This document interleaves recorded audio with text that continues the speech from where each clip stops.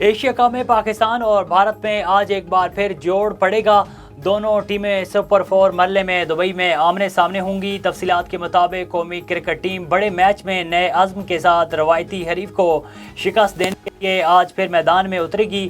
Match Pakistani وقت کے مطابق شام 7 بجے دبئی انٹرنیشنل اسٹیڈیم میں شروع ہوگا۔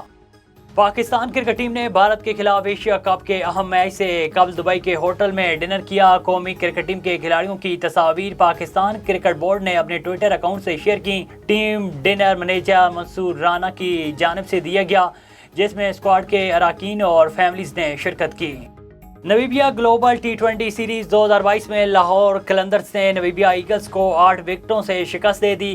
نمیبیا میں جاری گلوبل ٹی20 سیریز میں لاہور قلندرز نے 2 میچز کھیلے، جس میں لاہور قلندرز نے نمیبیا ایگلز کے خلاف 8 وکٹوں سے فتح حاصل کی، جبکہ جنوبی افریقی ڈومیسٹک ٹیم ورلڈ لائنز نے لاہور قلندرز سے 47 رن سے جیت اپنے نام کی۔